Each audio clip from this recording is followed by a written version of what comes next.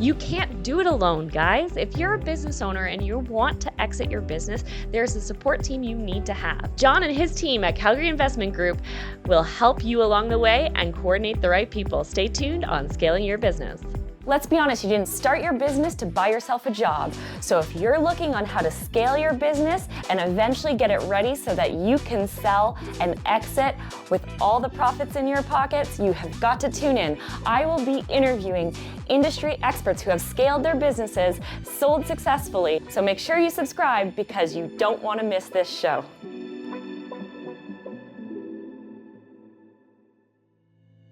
I'm back here with John William Wade. We are talking about business exits. John is a business broker and a commercial real estate agent here in Calgary. And what we're learning, if you didn't tune in, go tune into the past 2 episodes, okay? Because we learned about business brokering and when you should start. We learned about the do not do's, the failures or the missteps that owners take. But what I want to talk about today is not just exiting, but how do we leverage and maximize the value in our business now so that when we go to exit, the juice has been worth the squeeze. Lots of squeezing in business. Sometimes I feel like I'm getting squeezed. Right? Yes. So what can business owners do? What should they do? Well, I think number one is you need to have a plan, and I would put it in writing.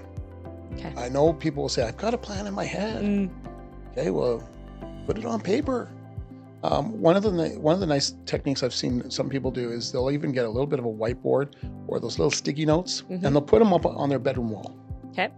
So when they wake up in the morning, or they'll put them up on their mirror and they'll be brushing their teeth and they'll look at it because you internalize it, right? And so sometimes I've seen it where people will say, there's all these different positions, and they look at 5 years from now.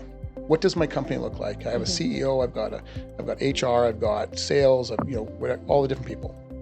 And so they'll have all those different forms, and then they'll say, who occupies that position now? And quite often, it's them that occupies it. That's fine. But then as they replace themselves, they start striking that name out and put, Vanessa Williams is now the head of marketing, or John Smith is now head of HR. Right? Until they've literally, fired everybody. So if you have that as a written template, some people want to put it in a book, they put it up on their wall, but somewhere where you're actually going to look at it. Right. That's one technique. The next technique is to make sure you surround yourself with people who are smarter than you at different things. Right. Now that's not hard for me because my intelligence level is here, so I can always find people who are much smarter than me. And when you're doing that, the nuggets that will come out of them are just invaluable, and they don't even know it. Right. They'll just spit this. It's like, like those little eggs that you put the quarter in the machine and it pops out, and then there'll be this little gold nugget. I love that. So when you hang out with people who are smarter or more successful or in the field that you're already in, and they're better than you, you'll learn just by being around them. Yes. But make sure you absorb. Talk less, listen more. Lots of listening. And make sure that you always show appreciation. Oodles and oodles of appreciation. So, you say thank you, and then you show that you're thank you, and you make sure that you show that appreciation on an ongoing basis so that people want to be around you. Yeah. And then those gold nuggets continue to come in. And once you've installed that system of doing that, then what will happen is the final step to really grow your business is to have a process. Now, if you're not very good at that, that's fine. We can help with that. Absolutely. Well, I was going to suggest that is you can have, fractional COOs who come in, and they can come in on a contractual basis, on a percentage basis. There's lots of different models. Yep. And they'll come in, they'll examine it, which I love personally, because I'm more of an entry-exit type of person. Yeah. As a business broker, we take the snapshot. This is where you are. We evaluate your business at this moment in time, but I don't have the time to walk with you for the next 2 or 3 years. Yeah. I just don't. That's not what I'm constructed for. But a fractional COO, they can come in, and that's exactly what they do. And I'm thrilled because now they're building value. Yes. And keeping in mind, we get paid on a percentage basis. Yeah. If that business is worth more, we make more money. Right?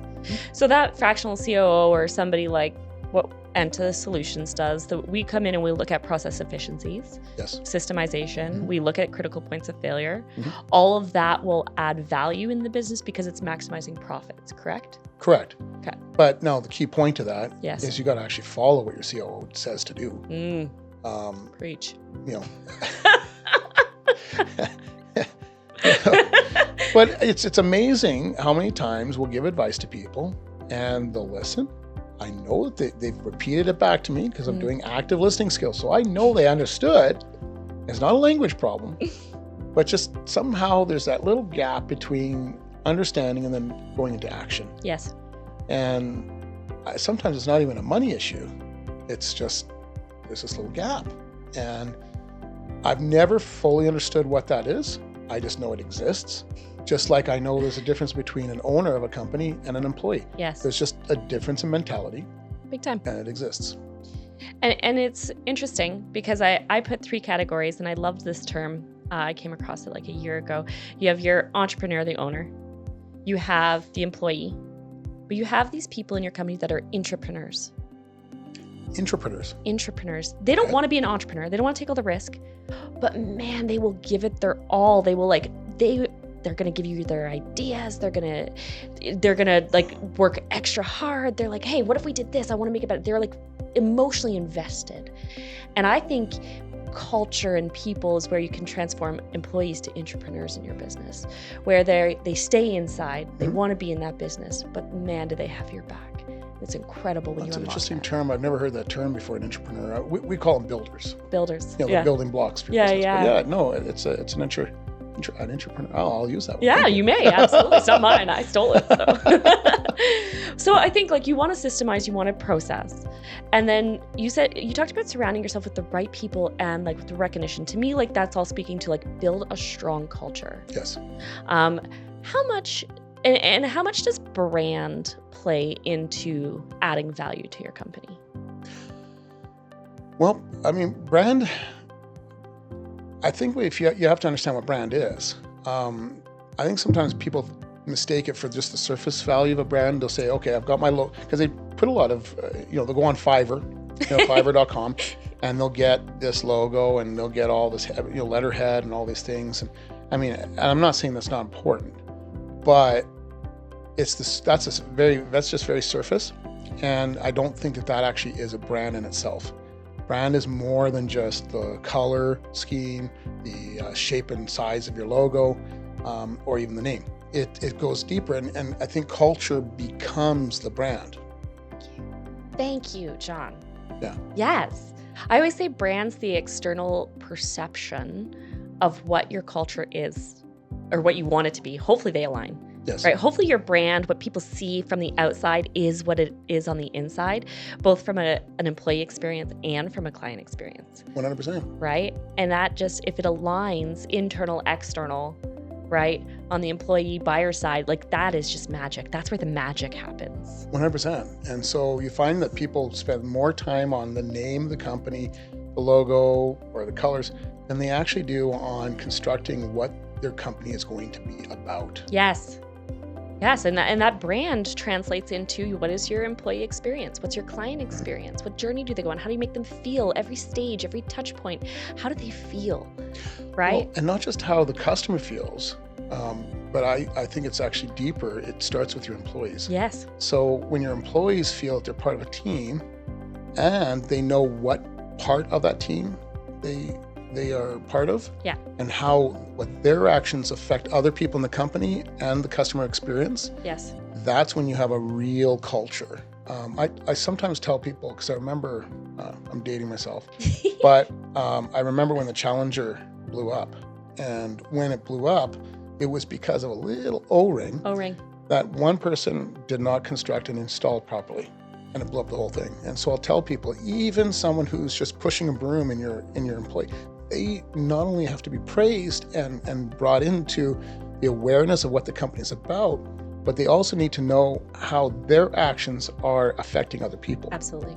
And once you really have that culture where everybody knows that and it's all accountable, when you have that real accountability from the employees, then at that point you'll have a great customer experience because everybody knows what they're doing. Yes.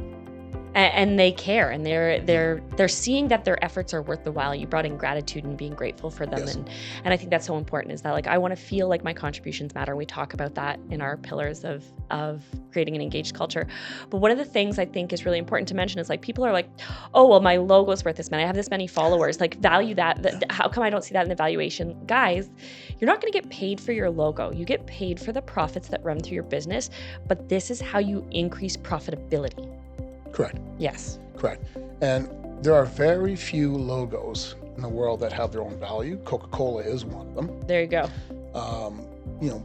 But, and again, you do want to do some protections. For example, aspirin, we now say, I'd like to take an aspirin, but it actually was a brand. It was a brand. But they acetaminophen. They didn't protect their name, and so they lost control over it. So yes, you do have to worry about it, but I think that people put an unnecessary amount of effort onto it. Yeah. Case in point, you can have something called Amazon.com, which is a ridiculous name, because at that time when he came in, the Amazon rainforest was the number one search. Yes. Now when you check out Amazon, because of how successful that company has gotten, their company comes up ahead of the Amazon rainforest. Yes. So you can literally take any name if you have that culture and you really build on it. And you build the business. And let's be honest, there's hundreds of thousands of businesses that no one ever knows about. Yes. And there's probably a handful that you can list the brands of. So like, be realistic. If you're going to try to grow a brand, but know that it's a long game. Oh, it's a very long game. It's a long game. And like, I think we like to put these unicorns on pedestals, right? And we like to say it took us 10 years to become an overnight success. Yes. Right?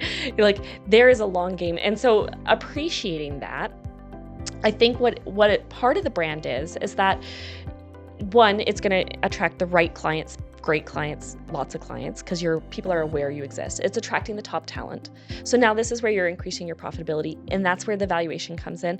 But the second thing it does is, like, if there is a buyer out there and they don't know you exist, you're not an option on the table. Correct. So that's the other part. And in fact, we were talking to a client, and they were pissed off because their competitor got bought out. Mm-hmm. And they're like, we're better than them. Well, no one knew about you. Sorry. Right? You're not wanted. No. Yeah. How do I know? I didn't even know you were an option. You've been jilted. Yeah.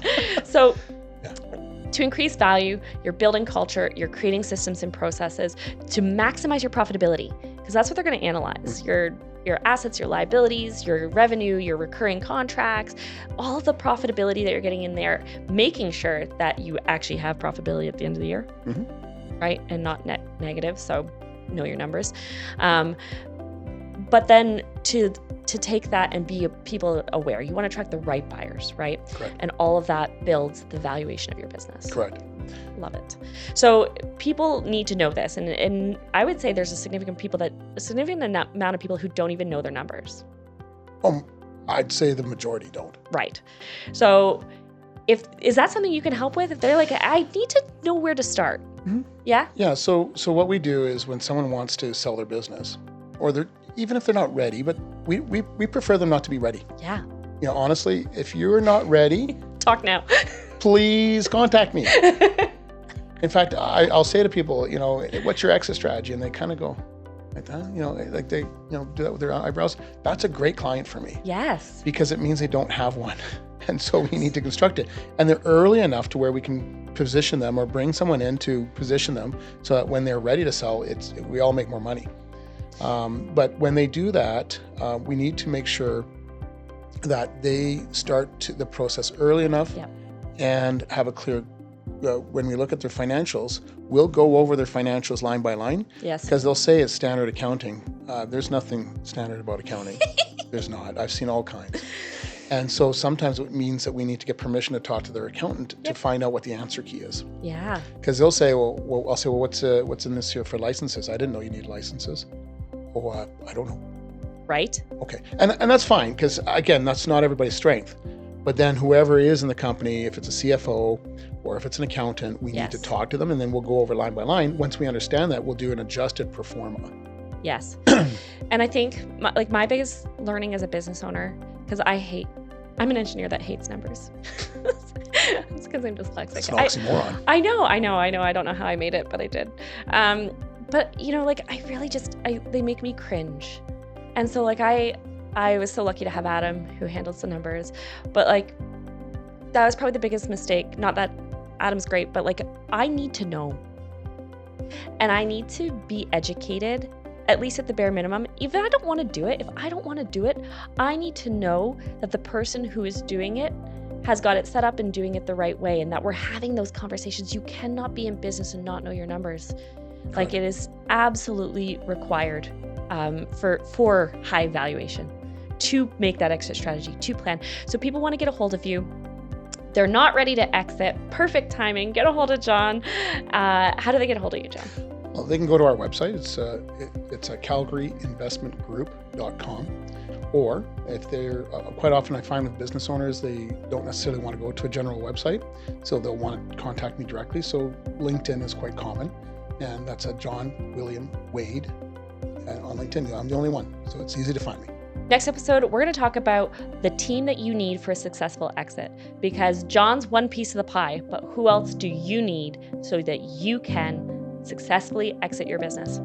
Before you go back to the grind and back to the whirlwind of your business, make sure you subscribe and like so that you can catch the next episode where we're going to interview leaders so you can learn how to scale your business.